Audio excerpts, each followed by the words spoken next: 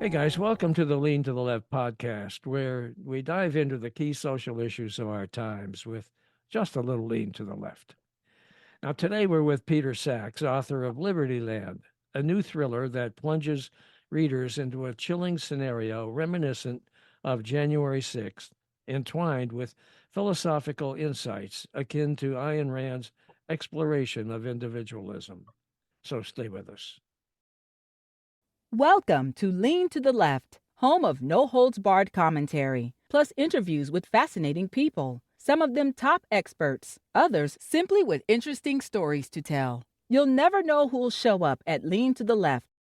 Now, here's your host, Bob Gatty. Now, the Libertyland story follows Carson McCready, a former Navy SEAL who becomes the prime suspect in the most devastating domestic terrorist attack on American soil since 9/11.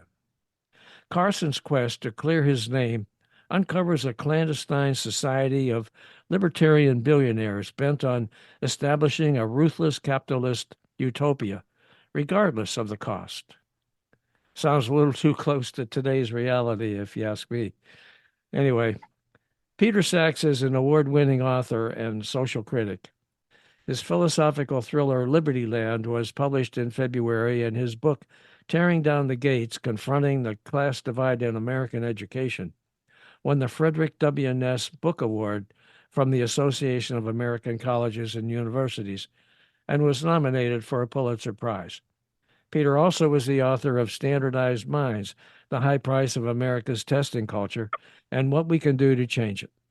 His articles and essays on education have appeared in a variety of prestigious publications, and several have won awards, including a Pulitzer Prize nomination.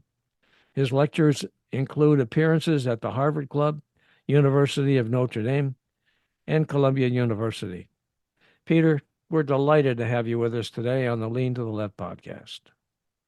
Delighted to be here, Bob. Thank you.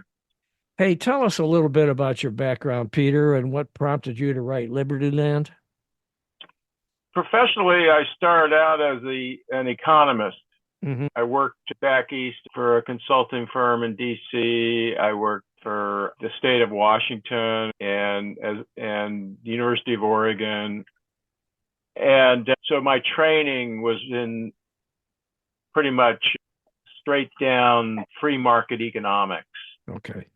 And I felt Magister Ludi in Hermann Hesse's novel so removed from the real world in this pursuit of manipulation of economic formulas and mathematical symbols and this and that. And I switched to journalism, went back to graduate school in journalism, and I started working at newspapers.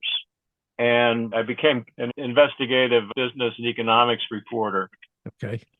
And this all kind of led to the more passionate appreciation of how politics and economics danced with each other and blended together. Mm-hmm. And eventually I started writing nonfiction books about the education system and the way that class and economics influenced educational outcomes so dramatically. So I wrote a couple of books in that vein, including Tearing Down the Gates. I was very deeply passionate about that work, about how the disadvantaged in our society could not get a fair shot at a decent education. So I eventually shifted to writing fiction, and I thought, how can I tell a story in a fictional account that gets to larger truths more dramatically and maybe more impactfully than my nonfiction work? Mm-hmm. So I thought of this story, Libertyland. Okay. And I observed in my exposure to economics and observing the political system in the United States that this sort of Ayn Rand influence is really impacting the political system. Okay. So I think in the Republican Party, for example, I think we have a bunch of Ayn Rand wannabes who were pimple-faced Ayn Rand teenagers growing up wherever they grew up in the heartland of the U.S. And now they're taking these ideologies and try to hoist it on everyone else. Yeah. And in my characters in Libertyland, a guy becomes a billionaire, but he's always wanted to be a character in an Ayn Rand novel. Okay. And his name is Garrett Cripps. Okay. And he becomes a professor of computer science at MIT. Mm-hmm. And he ends up starting a company and leads to great wealth and connections in that billionaire class. Okay. And he meets a graduate student. Her name is Suzanne Dreyfus, and she's from New York, and she grows up believing what her parents believed, in that everyone in America should have a fair shot, regardless of their economic background. But she gets enamored with this guy, Garrett Cripps. Okay. And his 40th birthday, she gifts him, she writes a satire of libertarian ideology and calls it the Liberation Manifesto, and gives it to him for his 40th birthday. And they have a few laughs, and she does it because he wants them to be closer as a couple. And he takes it, gives it to a friend of his who has a father who's connected to this deep roots in Wall Street. And they love this book, right? It kind of blossoms from there and becomes this sort of underground movement of this secret society.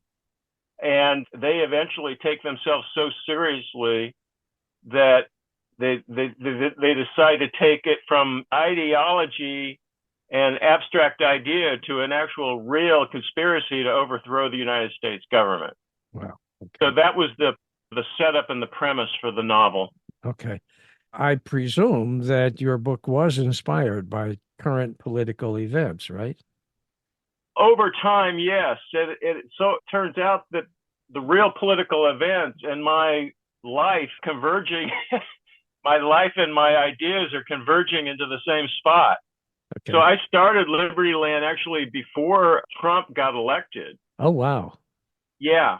Okay. I started it in probably sometime in 2015. I started thinking about writing this novel. Mm-hmm.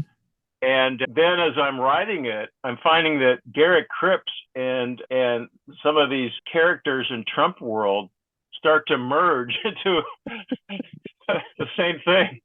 That's funny. So I won't lie and say that the Trump phenomena didn't have some influence on how the book came out. But so far, I found no Carson McCready in the real world to match the character I invented in Libertyland.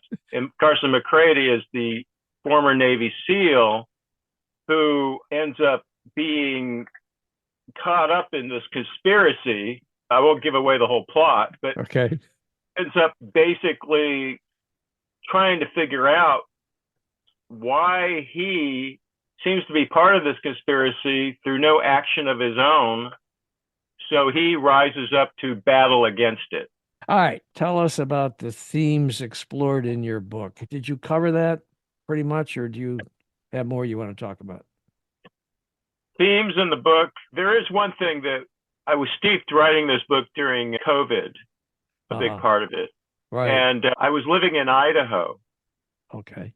And it may be similar to your environment in South Carolina, in that I'm surrounded by a whole mentality, ideology that says my personal freedom matters more than your personal freedom. My personal freedom to infect you with a disease matters more than your freedom to protect yourself with a mask. Mm-hmm. And my personal freedom matters more than your need for me to wear a mask to protect not only you, but to everyone around me. Right. This extreme version of personal freedom struck me as very childish.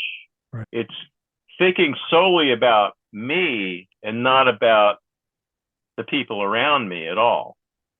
Mm-hmm. And this drove me nuts. Yeah, it drove me freaking nuts. And it aligned with my observations about these libertarian ideology, is that my greed matters more than the collective impact of that greed on the country I live in. Right. And this bumped into the satire. And so I explore through the characters the philosophy of freedom. In America, we've been sold a kind of a bill of goods influenced by I think this popularization of what freedom means, rather than a deep understanding of what freedom means as a citizen in a democracy. Mm-hmm. And there's a conversation between Suzanne Dreyfus and Garrett Cripps at one point where they're talking about freedom. And she's saying, what about, you're talking about freedom in economic terms, but what about freedom in humanitarian terms? Some of the great figures in history loved freedom, like Gandhi. He loved freedom, but it wasn't about his own personal agenda. It was about the freedom or Martin Luther King loved freedom. Right. But think about freedom in a humanitarian way, not necessarily in an economic way. Right. And these are the kinds of themes I try to explore. I would love this book to be required reading for high schoolers or college students, although the first chapter is a little bit racy. Maybe the censors would approve that. But yeah, we have all this stuff that's going on with the Republicans attempting to restrict what can be read in school libraries. And read in libraries, not just school libraries. It's just ridiculous. Anyway, I cannot wait to read Libertyland, but I need you to tell me why it is that you switched from your award-winning nonfiction to doing this novel. I know you covered that a little bit, but this got to be a big switch for you. Yeah, the fiction is a lot different than writing nonfiction, but I've written fiction all my life, but had never really, in terms of short stories and this and that, but I've never written it for a publication. Okay. But the big impetus, frankly, was I had a book proposal approved, got to a very high level of, it got into the University of Chicago press system pretty deeply. Okay. And they have a peer review system. One peer reviewer loved the idea for this book that I wanted to write. And the other reviewer had some nitpicky negative comments that could have been easily addressed, but because they require unanimity in the approval process, they decided to decline on the book. Okay. And this was a book that I tentatively called Why Capitalism Needs Socialism Now More Than Ever. Because, again, we have this crazy ideas about what socialism is in the United States, and we have corporate power treating the word socialism as a dirty word that most Americans don't understand what it means. Right. And they don't, even though they're on social programs as they get older, as they get poorer or whatever, we don't think of that as socialism in the United States. Right. In the United States, most people don't distinguish between what happens in Venezuela and what happens in Sweden or Denmark.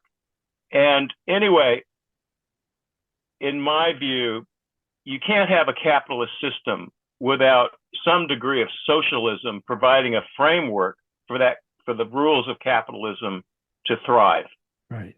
It's a yin and yang sort of thing. And when you really think deeply about it, you can't have a purely capitalist system or a purely socialistic system. You really need a marriage of both in one system to make people better off and also lead lives that are accessible to those who don't necessarily have a lot of money. And it's a balance, right? So this book was basically an attempt to make that argument. Okay. Brilliant idea, great book, but for some reason, at that particular moment of time, that book was not going to see the light of day. Okay. So that's when I decided to turn to fiction and write Libertyland. Okay. And some of these ideas would see the light of day through fiction. Right. And the passion that I had writing in my nonfiction carries forward in the fictional world through my characters. Okay. And my characters are making these arguments and telling these stories. And it seems to me so much more powerful in a way that I don't have to do it. I let my character do it. That's cool. That is cool. Yeah. Yeah. Now, so I think of Libertyland as the literary answer to Ayn Rand. Okay. Okay. Yeah. Now, you say in your blog that you wrote to introduce Libertyland, you say it's a reflection of your own experience grappling with the tapestry of modern American life and the ideals that shape it. Can you explain that a little bit, what you mean there?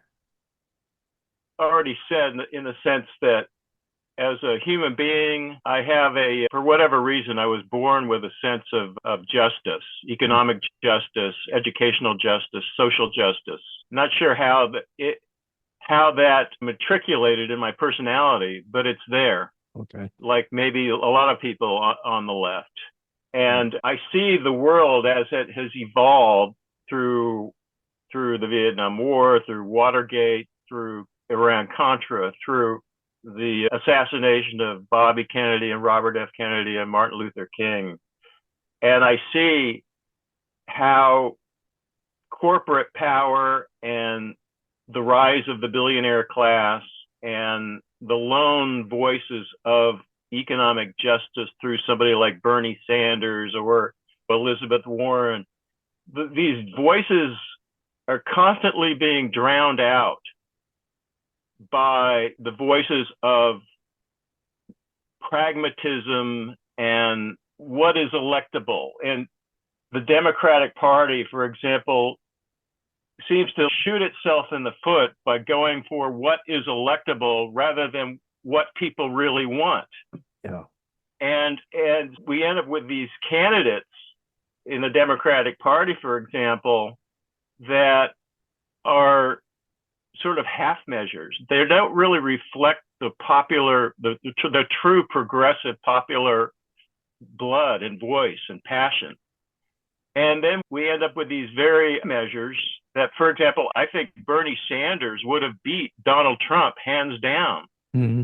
But because Hillary Clinton was a very divisive voice, you had a lot of working class, moderate types of voters in the independent realm or in the sort of lean slightly conservatives that never would have voted for her in a million years. Yeah. But they would have voted for Bernie Sanders because he's such a true, authentic voice for the working people. Right. These are the issues that drive my passion for writing about the things I do, whether it's a novel, Libertyland, or whether it's a nonfiction work, Tearing Down the Gates. You led me into this next question, and I just wanted to ask you about your thoughts about the state of politics in the United States today and what we're facing with this coming election and everything that's related to that. Yeah, I think when we elected Biden, he adopted a lot of Bernie Sanders' ideas mm-hmm. to basically try to meld the centrists with the progressives in the Democratic Party. Yeah. Okay. Mm-hmm. And Biden was a compromise candidate in the beginning. And we are now progressives in the Democratic Party the Democratic Party is now paying the piper for that compromise that was made in the beginning. And Biden is fighting for his life to distinguish himself from this unelectable candidate, this patently disqualified person named Donald Trump. And it shouldn't have to be that way. Given who Trump is, the Democratic Party should be overwhelmingly dominant in the electoral process right now, but it's not. And you got to ask yourself, why is that the case? That is a good question. What's the answer? I think it goes back to those compromises that were made to pick the most quote unquote electable person rather mm-hmm. than the most passionately pro-progressive candidate that reflected the real values of the vast majority of working people in America. This is the problem that you run into when you compromise. Yeah. And here we are now today with this election coming up. And it's much closer than it should be or needs to be. Yeah. And it's really tragic. Peter, to what extent do you believe Trump and his MAGA movement have harmed our country? Basically, it's this crazy notion of what freedom means in a personal level, which I'm not discounting it to the extent that, look, I love my personal freedom. I have a car. I drive it as much as I can because I love to drive. And have responsibilities, though, to make sure that I'm not abusing my freedom to the extent that it harms other people. Yeah. And a guy like Trump, that notion is just completely alien to his personhood. He grew up, he was born a billionaire, a multimillionaire at birth. Yeah. And he became a playboy, reality TV star. He squandered his wealth, and nowhere in his history has he done anything and yet mysteriously, the great political mystery of our time is how a working person in a rural Republican part of Idaho or South Carolina can think he's the second coming of Jesus. I know. And he can do no wrong whatsoever. It's freaking crazy. It is.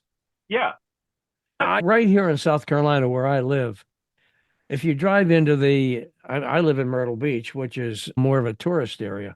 But if you go into the countryside, you find these broken down old trailers people are living in with old crappy looking pickup trucks out front with great big Trump signs. Yeah. Now, to me, that is just absolutely a contradiction because this guy doesn't give a crap about the issues that confront these folks that are living on the economic edge in our society. He doesn't care about them. And I don't understand why it is that they care about him. It's because I guess it's because they listen to his lies and his bullshit and they just believe him. Is that right? Yep. Is that what you think? They listen to his lies. They listen to his bullshit. They believe him. And to me, somebody I know made the analogy that the high school cafeteria. Yeah. And you have the different kind of social downs that kind of congregate in the high school cafeteria. And you have the bully. And you have everyone else that kind of accedes to this bully. And Mike Tyson once said famously, everyone has a plan until they get punched in the face. Yeah. Trump has never been punched in the face. No one has ever taken that bully and punched him in the face. Yeah. And he's gotten away with everything in his life. He's never been held account to anything he's ever done. And the people who follow him, those who follow the bully, have never seen that. They see him as always above it all, never being held to account. Mm-hmm. So they begin to attach magical qualities to that. Maybe he is the second coming. Maybe there is something special and magical about him and maybe the commies and the socialists are picking on him. And Biden is the traitor to the people, trying to bring down our savior, Donald Trump. Mm-hmm. And when it comes to why this happens, I think the education system has just been an abject failure at teaching. We're great at classifying kids and breaking them up and putting some into the special classes and some into the high-powered elite classes and breaking people up. And we're very terrible at teaching kids about history and about their own country, about civics, how the Constitution works, what the Constitution is. Right. So that this gap in knowledge, you're able to get tyrants and totalitarians and fascists like Trump to replace that gap in knowledge with bullshit. And there's another wrinkle in the Trump story in that his ties to Russia. And even the Republicans right now in Congress are admitting that many of the talking points, even spoken on the floor of the House of Representatives, are Russia talking points. And it gets filtered down so that the guy in the trailer and the Trump flag on the rural part of South Carolina now forms his opinions based on Putin propaganda. And they believe that it's coming from God himself, from Jesus himself, rather than Putin. This is a real problem. Do you feel like there's a danger that we're headed to an autocracy or a dictatorship if Trump should win this election? Oh, absolutely. I've blogged about it. Project 2025, the plan for when Trump takes over if he's elected. The Heritage Foundation is working with members of the Trump team and the Republican Party to totally take the so-called deep state. This is a joke. What the civil service is being termed the deep state, some evil force in America, when it's staffed with people like you and me and your mother and uncle and grandparents who work as federal employees for the United States government since this country was founded almost. Yeah. And now it's being called the deep state. Mm-hmm.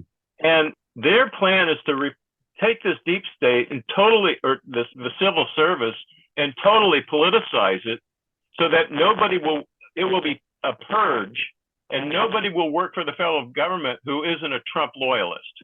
Yeah. So the government, basically, it will turn into essentially the Communist Party or the former Communist Party in the former Soviet Union. If you're not a party member and a loyalist, you will not be even hired to work as a federal employee. Yeah, I did an interview a couple of weeks ago with a guy who was a former military police officer, and he had a long history of working in the federal government. And he believes that MAGA has really infiltrated already the federal workforce, especially when it comes to law enforcement officers within the federal government. And absolutely. And that, to me, that's just really dangerous. That really is. Now, what about the threat of violence if Trump is ultimately convicted of his crimes or loses to Biden again? What about that? He definitely encourages it, doesn't he? Yeah, he does. He does nothing to discourage it, like we saw during January 6th and the insurrection. I have to believe that there is underground movement as we speak that is at work, cause a heck of a lot of trouble when Biden wins. Yeah. And Trump, of course, will repeat the same story that the election was stolen, but this time he won't be an incumbent and he won't be able to manipulate the office of the vice president to try to get the votes changed during the process in which the vice president ceremoniously approves the electors. Right. However, there are now stories that if this independent run by Jay could result in an electoral tie, if that the election would be thrown to the House of Representatives. And as currently structured, this Republican House of Representatives could throw the vote in Trump's favor. Yeah. So this is the ideology, the scary ideology of MAGA is the same scary ideology we've seen in totalitarian takeovers in other countries in history, particularly Nazi Germany, where fear of the minority dominates public officials' policies. We saw that in the Trump impeachment trial when Mitch McConnell threw his weight of the Senate to acquit Trump. And that he basically argued that the criminal justice system will take care of Trump. We've seen that when Trump tries to declare total absolute immunity, that the criminal justice system may or may not hold Trump accountable. Yeah. And with the Supreme Court giving Trump a look to decide whether or not this immunity claim holds, they have effectively allowed him to escape justice. Yeah, so far, that's for sure. Yeah. Yeah. Okay. Have you got anything else you'd like to add before we close this up? I will say one thing about Libertyland, Okay. and that is it's gotten great reviews, and people say it's a page turner. Good. And that was very nice to hear as an author, that people can't put it down. Where can people find it? The usual bookstores, outlets, Mhm. Amazon, Barnes and Noble, Goodreads. Okay. Yeah. Cool. All right. Listen, I thank you so much, Peter, for being with us today on the Lean to the Left podcast. And I'm looking forward to getting a hold of Libertyland and having a look at it myself. It sounds like it's a great book. I do Thank you, Bob. Yeah. Appreciate that. Appreciate it. Yeah. And you guys listening, if you have an opportunity, pick it up, because this guy knows what he's talking about. And I do appreciate you being with us today, Peter, very much. Thank you. Thank you, Bob. Hey, guys. Thanks for watching. I hope you enjoyed this Lean to the Left video and that you found it interesting and informative. Please visit on a regular basis and check out our interviews with guests on topics that focus on progressive politics and the important social issues of our time.